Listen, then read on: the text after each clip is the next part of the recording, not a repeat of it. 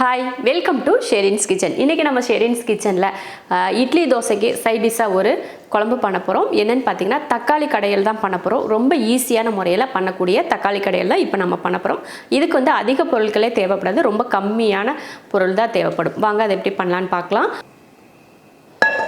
பார்த்தீங்கன்னா ஒரு பாத்திரம் வச்சுட்டு எண்ணெய் ஊற்றிடலாம்.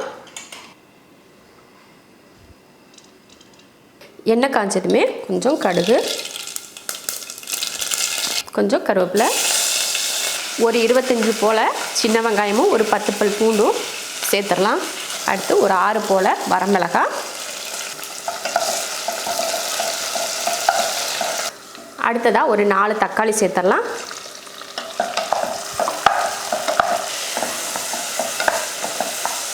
நான் வந்து இதில் பார்த்திங்கன்னா வரமிளகாய் தான் சேர்த்துருக்கேன். நம்ம பச்சை மிளகாய் இருந்தால் பச்சை மிளகாய் சேர்த்துக்கலாம். பச்சை மிளகாய் இல்லை அப்படின்றதுனால தான் நான் வரமிளகாய் சேர்த்துருக்கேன். காரத்துக்கு நம்ம பச்சை மிளகாய் இல்லைன்னா வரமிளகாய் ரெண்டில் எது வேணாலும் சேர்த்துக்கலாம். அதே போல் இதில் வேறு எந்த மசாலா பொடியும் நம்ம இதில் சேர்த்துக்க போகிறது கிடையாது. வெறும் தக்காளி கடையல் அவ்வளோதான். இப்போ இதில் தக்காளி போட்டு நல்லா வதக்கிட்டோம். இப்போ தண்ணி சேர்த்துருவோம், வேகட்டும். அதுக்கப்புறமா எடுத்து கடைஞ்சிக்கலாம். பார்த்திங்கன்னா தக்காளி போட்டு நல்லா கொதிக்க ஆரம்பிச்சிருச்சு. இந்த டைமில் இது போல் 1 ஸ்பூன் அளவுக்கு சாம்பார் தூள் சேர்த்துக்கலாம். அவ்வளோதான், ஒரே 1 ஸ்பூன் சேர்த்துக்கிட்டால் போதும், அளவுக்கு அதிகமாக வேண்டாம். அவ்வளோதான், சாம்பார் தூள் போட்டும் நல்லா கலந்தாச்சு. 1/2 ஸ்பூன் அளவுக்கு போட்டால் கூட போதும். 1 ஸ்பூன் போடணும் அப்படிங்கிறதுல 1/2 ஸ்பூன் அளவுக்கு இந்த சாம்பார் தூள் போட்டோம்னா அந்த கலர் வந்து கொஞ்சம் நமக்கு வந்து அந்த மஞ்சள் கலராக கிடைக்கும். அதுக்காக தான். அடுத்ததாக தேவையான அளவுக்கு உப்பு சேர்த்துருவோம். கொஞ்சம் வேகட்டும், அதுங்களையும் எடுத்து கடைஞ்சிக்கலாம். பார்த்திங்கன்னா இப்போ நம்ம தக்காளி வேக வச்சோலே அது நல்லா வந்து வெந்துருச்சு. இப்போ அடுப்பை ஆஃப் பண்ணிடலாம். ஆஃப் பண்ணியாச்சு. கொஞ்சம் அந்த ஆவியெல்லாம் போட்டும் நம்ம கடைஞ்சிக்கலாம். இப்போயே நம்ம கடைஞ்சோம்னா கை வச்சு கடைய முடியாது, ரொம்ப இதெல்லாம் ஆவி அடிக்கும். அதனால் கொஞ்சம் அந்த ஆவியெல்லாம் போயிட்டு லைட்டாக இருக்கும் பார்த்திங்களா, அந்தளவுக்கு வந்ததுக்கும் நம்ம கடைஞ்சிடலாம். பார்த்திங்கன்னா ஓரளவுக்கு அந்த சூடு வந்து குறைஞ்சிருச்சு. இப்போ இதை கடைஞ்சி எடுத்துடலாம். கடைஞ்சாச்சு. இப்போ மறுபடியும் கொதிக்க வச்சிடலாம். நம்ம தக்காளி கடையல் பண்ணுறப்போ பார்த்திங்கன்னா அது வந்து ரொம்ப தண்ணியாக தான் இருக்கும். ஏன்னா நம்ம மசாலா அதிகம் வந்து சேர்த்துக்கல, அதனால் தண்ணியாக தான் இருக்கும். அதனால் ஒரு 1/2 ஸ்பூன் அளவுக்கு பொட்டுக்கடலை மாவு இதில் சேர்த்துட்டோம்னா நல்லா அந்த கொஞ்சமாக கெட்டி சேர்ந்து இருந்தால் நல்லாயிருக்கும் இல்லையா. அதனால ஒரு 1/2 ஸ்பூன் அளவுக்கு பொட்டுக்கடலை மாவு சேர்த்துடலாம். இது போல் ஒரு 1/4 ஸ்பூன் கூட போதும், 1/2 ஸ்பூன் சேர்க்கணும்னு இல்லை. ஒரு 1/4 ஸ்பூன் ஒரு 1/2 ஸ்பூன் அளவுக்கு இந்த மாதிரி தண்ணியில் கலக்கிட்டு நீங்கள் சேர்த்துட்டிங்கன்னா அது வந்து ரொம்ப அந்த கட்டி சேர்ந்துட்டு நிற்காது. அதனால் தண்ணியில் கலந்துட்டு சேர்த்துக்கோங்க. தண்ணியும் சேர்த்தாச்சு, கொஞ்சம் பொட்டுக்கடலை மாவும் சேர்த்தாச்சு. இது நல்லா ஒரு 5 நிமிஷத்துக்கு கொதிக்க வச்சு வேக வச்சிடலாம். சரி, அது கொதிச்சிட்ருக்கட்டும். அதுக்குள்ளேயும் நம்ம வீட்டுக்கு ஒரு பொருள் வாங்கியிருக்கோம், அதே நான் காட்டுறேன். இங்கே பார்த்திங்களா, புது வரவு நம்ம வீட்டுக்கு செடி வாங்கிட்டு வந்திருக்கோம். கொஞ்சம் வீட்டுக்குள்ளே வைக்கிறதுக்கு அப்புறம் பால்கனியில் வைக்கிறதுக்கும் சேர்த்தே தான் செடி வாங்கிட்டு வந்தோம். இதில் வந்து இந்த 2 செடியும் பார்த்திங்கன்னா இந்த இடத்துல வச்சதுமே அழகாக இருந்துச்சு. சரி இங்கேயே இருக்கட்டுமா அப்படின்னு சொல்லிட்டு பார்த்துட்டு இருந்தோம். உண்மையாகவே இந்த செடிக்கு பேர் என்னன்னு சொல்லி எனக்கு தெரியல. பில்லை பார்த்து தான் எனக்கு சொல்ல முடியும். ஏன்னா இது வாயிலே நுழையலை அந்த பேர், அதனால் அது என்ன பேர் எனக்கு தெரியல. இந்த 3 செடிக்குமே அப்படி தான். இது வந்து இந்த மாதிரி இருக்குது. நான் இந்த பாட் வந்து தனியாக வாங்கிட்டு வந்தேன் செராமிக்கில். இதில் இனிமேல் தான் மண்ணெல்லாம் போட்டு இதை உள்ளே வைக்கணும். இதுக்கு மேலே வளராதுங்களாமா, சைடில் மட்டும் அந்த இதெல்லாம் வருமா, அந்த சிம்பு வெடித்து சைடில் எல்லாம் வளருமா, மேலே ஹைட்டாலாம் வளராது அப்படின்னு சொன்னாங்க. எல்லா பேருமே கொஞ்சம் கஷ்டமான பேர், மனசுக்குள்ளே வச்சுக்க முடியல. அதனால் உங்களுக்கு வந்து அந்த இதை பார்த்து தான் சொல்ல முடியும். இந்த 3 செடி, ஒரு செடி வந்து இது வந்து 350 ரூபா, இது வந்து 150 ரூபா இந்த செடி. இது வந்து 100 ரூபா இந்த செடி வந்து 80 ரூபா இந்த செடி வந்து 80 ரூபா. ஏன்னா இது தொட்டியெல்லாம் சின்னதாக இருக்கலாம், அதனால் 80 ரூபா. அதே மாதிரி இந்த தொட்டி, இந்த வெள்ளை கலர் தொட்டி இருக்குது பார்த்திங்களா, அதுவும் பார்த்திங்கன்னா 125 ரூபா. இந்த ஒரு தொட்டி 125, இது ஒரு 125. இதில் அதிகமாக தண்ணி ஊற்றிட்டோம்னா இந்த இது வழி தண்ணி வந்து வெளியில் வந்துடும்.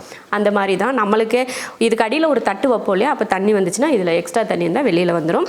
வீட்டுக்குள்ளே வைக்கிற செடிகளை பொறுத்த அளவுக்கு நம்ம அதிகமாக தண்ணி ஊற்றவே தேவையில்லை, சும்மா ஸ்ப்ரே பண்ணிட்டாலே போதும் இல்லையா. அதனால் அதிகமாக நம்ம தண்ணி ஊற்ற தேவையில்லை. பாருங்கள், நேற்று வாங்கிட்டு வந்து வச்சேன், இன்னும் அப்படியே இருக்குது, தண்ணியெல்லாம் ஊற்ற தேவையில்லை. அடுத்து வந்து இன்னும் அங்கே கீழேயும் வாங்கிட்டு வந்திருக்கேன். மேலே பால்கனியில் பால்கனியில் வைக்கிறதுக்காக வந்து அங்கேயும் செடி வாங்கிட்டு வந்திருக்கேன். ஒரு 3 இங்கே ஒரு 3 தொட்டி வாங்கி 3 செடி வச்சுருக்கோம். இதுவுமே இன்டோர் பிளான்ட் தான். நான் இந்த கீழே இது வீட்டுக்குள்ளே வைக்கிறதுக்காக வாங்கலை, பால்கனியில் வைக்கிறதுக்காக இது 3 செடியும் வாங்கி அந்த தொட்டி வந்து பார்த்திங்கன்னா 840 ரூபா, இந்த செடி வந்து பார்த்திங்கன்னா 550 ரூபா. இது வந்து வீட்டுக்குள்ளேயே வச்சு வளர்க்கலாம். அதனால் இது ஒரு 550, இது ஒரு 550, இந்த செடி ஒரு 550. 3 செடியுமே பார்த்திங்கன்னா ஒன்று 550, தொட்டி வந்து 840 ரூபா. நம்ம வீட்டில் புதுசாக வாங்கிட்டு வந்த செடினா இந்த செடி தான். இன்னும் செடி நிறைய இருக்குது. நம்ம பழைய வீட்டில் பார்த்திங்கன்னா இன்னும் செடிங்க வந்து நிறைய இருக்குது. அதெல்லாம் இன்னும் நம்ம எடுத்துகிட்டு வரல. ஏன்னா நம்ம இன்னும் மொத்தமாக வீடு வந்து இங்கே ஷிஃப்ட் ஆகிட்டு வரல. அப்பப்போ வந்துட்டு போகிறோம். ஏன்னா வீடு பூட்டிகிட்டே இருக்கக்கூடாதுக்காக தானே வந்துட்டு போகிறோம். சரி இந்த கார்டனுக்கெல்லாம் செட் பண்ணலாம் அப்படின்னு சொல்லிட்டு தான் இந்த மாதிரி செடிங்களாம் வாங்கிட்டு வந்து எங்கே வைக்கலாம் அப்படின்னு சொல்லிட்டு பார்த்து வச்சிட்ருக்கோம். அதுக்கப்புறமா பார்த்திங்கன்னா இன்னும் ஒரு 2 குட்டி உங்கள்கிட்ட காட்ட மறந்துட்டேன். அந்த குட்டியும் நான் காட்டுறேன். அப்புறம் பார்த்திங்கன்னா இந்த குட்டியில் கண்ணாடி ஜார் இருக்குது பார்த்திங்களா, இது வந்து நம்ம வீட்டில் இப்போ இதுக்கு முன்னாடி யூஸ் பண்ணோம் இல்லையா, அந்த அதில் வந்து உப்பு போட்டு சால்ட் உப்பு போட்டு வச்சுருந்தேன். நம்ம சாப்பிட்றப்பெல்லாம் யூஸ் பண்ணுறதுக்காக சால்ட் உப்பு போட்டு இதுக்கு ஒரு மூடி இருந்துச்சு, செராமிக்கில் ஒரு மூடி இருந்துச்சு. அந்த மூடி வந்து உடஞ்சி போயிடுச்சு. சரி இதில் உப்பு போட்டோம்னா என்ன ஆகுனா தண்ணியாக ஆயிருமே அப்படின்னு சொல்லிட்டு இந்த பாட்டிலில் இந்த ஜாரில் வந்து நம்ம வீட்டில் அங்கே மணி பிளான்ட் இருக்கு இல்லையா, அந்த மணி பிளான்ட்டை கட் பண்ணி அந்த வேருங்களை மட்டும் இதுக்குள்ளே போட்டு வச்சேன். அழகாக வளர்ந்து வந்திருக்கு. இது பார்க்கறதுக்கு ரொம்ப அழகாக இருக்குல்ல, அதனால் அங்கேருந்து இப்போ எடுத்துகிட்டு வந்துட்டேன். அப்புறம் இது பார்த்திங்கன்னா இதுவும் பார்த்திங்கன்னா 100 ரூபா. இது பார்த்திங்கன்னா குட்டியாக இருக்குது பார்த்திங்கன்னா, இது செராமிக் பாட்டில் தான் இருக்குது. அதுக்குள்ளே போட்டு நல்லா கல்லெல்லாம் மேலே போட்டு வச்சுருந்தாங்க, இப்படியே வச்சுருந்தாங்க. நான் வாங்கிட்டு வந்தேன். இது வந்து 150 ரூபா. பார்க்குறதுக்கு அழகாக இருக்குது. இதில் இருக்கிற வரைக்கும் இது குட்டியாக தான் இருக்கும். இதே நம்ம பெரிய தொட்டியில் மாற்றி வச்சிட்டோம்னா இதோட இலைகள் வந்து நிறைய பெருசாக வளரும். சரி நம்ம பெருசாக வளர வைக்க வேண்டாம், இந்த மாதிரியே இருக்கட்டும், குட்டியாகவே இருக்கட்டும்னு சொல்லிட்டு இந்த செடியை நான் குட்டியாகவே வச்சுருக்கேன். அது பார்த்திங்கன்னா இந்த இடத்துக்கு அழகாக செட் ஆயிருச்சு. இங்கே வைக்கலாம், இல்லைன்னா இங்கே கூட வச்சுக்கலாம், இந்த மாதிரி வச்சுக்கலாம் கூட, அழகாக இருக்குது. இங்கே ஒரு பவுல் வச்சுருக்கேன். இதுலேயும் ஏதாவது மணி பிளான்ட் வந்து அங்கேருந்து எடுத்துகிட்டு வந்து இதுலேயும் தண்ணியில் போட்டு வைக்கலாம் அப்படின்னு சொல்லிட்டு இது அன்றைக்கே கொண்டு வந்தேன். ஆனால் போட்டு வைக்கிறதுக்கு முடியலை. அதனால் மெதுவாக ஒன்றா போட்டு வச்சுக்கலாம் அப்படின்னு சொல்லிட்டு இப்போ 5 நிமிஷம் ஆயிடுச்சு. இப்போ நம்ம குழம்பு எப்படி இருக்குன்னு பார்த்துடலாம். கொஞ்சம் கெட்டியாக தான் இருக்க மாதிரி இருக்குது. சூப்பர், நல்லா கெட்டி சேர்ந்து வந்துருச்சு பாருங்கள்.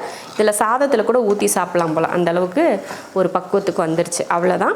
இப்போ அடுப்பை ஆஃப் பண்ணிடலாம். நம்ம வந்து இதை எக்ஸ்ட்ரா நம்ம தாளிக்கவெல்லாம் தேவையில்லை. ஏன்னா முன்னாடியே தாளித்து தானே நம்ம வேக வச்சுருந்தோம்.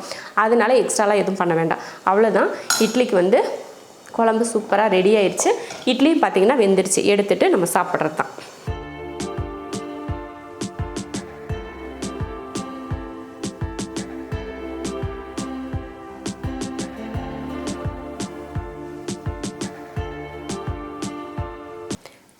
சூப்பரான ஒரு தக்காளி குழம்பு செஞ்சு இட்லி சுட சுட சூப்பராக இருக்குது. அவ்வளோதான். இதே போல் ஈஸியான முறையில் நீங்களும் இட்லிக்கு தோசைக்கு இந்த மாதிரி செஞ்சு பார்த்துட்டு எப்படி இருக்குன்னு சொல்லிவிட்டு கமெண்ட்டில் சொல்லுங்கள்.